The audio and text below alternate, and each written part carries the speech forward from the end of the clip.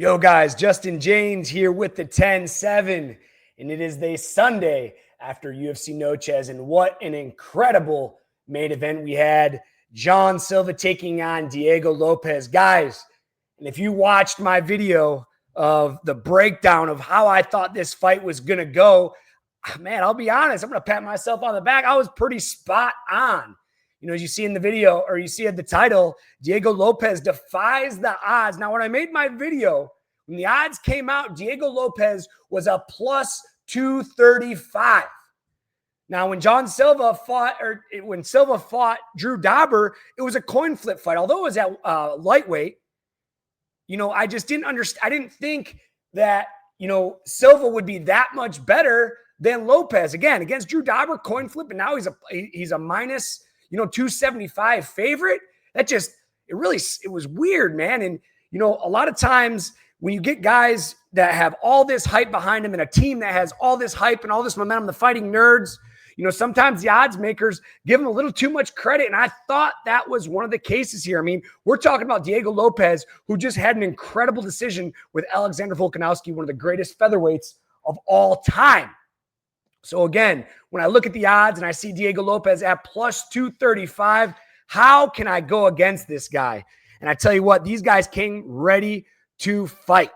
Incredible game plan by Diego Lopes. He was throwing a lot of calf. Both guys actually were throwing a lot of calf kicks early on in the fight. But I tell you what, Diego Lopes stayed diligent behind his jab.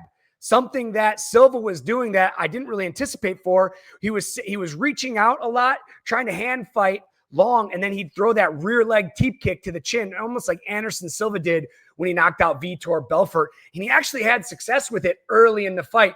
But as tough as Diego Lopes is, he was unfazed. Essentially, when he was landing, he was smiling at him. And, you know, like I said, he was unfazed by it.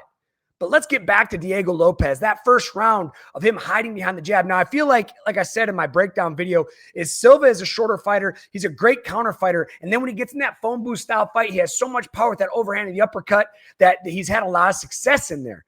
But Diego Lopes never really blitzed in. He was pumping his jab essentially the whole time, hiding behind his jab, getting Silva frustrated. You know, hitting Silva, not with huge shots, but hitting him enough to get him frustrated. Then, as you saw in that first round, Silva kind of rushed in. Diego Lopes gets the takedown, seemed like with ease, and then gets to mount. And oh my gosh, what incredible damage he was doing from mount. He was in low mount. He moved to mid mount. He went to high mount, was landing splitting elbows, cut Silva, you know, from mount. Was on his back for a little bit, back to mount, just flipping back and forth. And then Lopes got a little bit high in mount. That's why, and this is the reason why I don't like high mount. Although you can score some nasty elbows, when you got someone explosive like Silva under you, that, you know, if you can just slip out, just like Silva did and was able to get back to his feet. But when Lopes was sitting in low mount, man, he had so much control, and he just really took control of this fight from that first takedown. You know, obviously Silva escaped, but what a dominant round. I scored the first round 10-9 for Lopes. Going into round number 2, Diego Lopes came out throwing those nasty calf kicks again, but, you know, I could see the frustration in Silva, and he started to come forward more. And right before that brutal knockout, Silva kind of blitzes in with that rushing attack, and Lopes spins and hits him right on the temple. Puts him down, gets on, and finishes the fight via ground and pound, guys. Lopes defies the odds, cashed me in a great ticket. Like I said in the breakdown video, I just couldn't imagine, you know, him being over a 2-1 dog in this fight. And he showed why. There was at no point in this fight that I feel Lopes was in trouble, that I feel Lopes was high. Still, the only success he had in the fight was that rear leg teep kick to the face that he landed 2 or 3 times. But again, to no avail, didn't rock him. Wasn't able to follow up with anything. This night was all Diego Lopes, man. And I tell you what, what's next for Diego Lopes? You know, this is a huge win for him. Does this solidify himself a title shot next?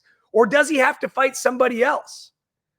I mean, really, I'm fine with either way, man. If he got back in there, fight Alexander Volkanovski, I'd like to see Alex, you know, get another defense here and then get another shot. Maybe Lopes get another shot after that. Because I tell you what Lopes did to Jaynes Silva is like nothing we've ever seen before. And, I know there's a lot of talk about the Fighting Nerds losing their edge, coming in all undefeated. Now they've won like 1-4 out of their last 5. And I don't think it's time to panic yet. I think it's time for the Fighting Nerds to go back to the drawing board and get better. That's what MMA is all about. It's going back to the drawing board and getting better. But hey, a big shout out to Diego Lopes from the 10-7. Congratulations. You deserved it. You defied all the odds. And everybody that bet on you, congratulations, guys. Tell me what you think about this fight in the comments.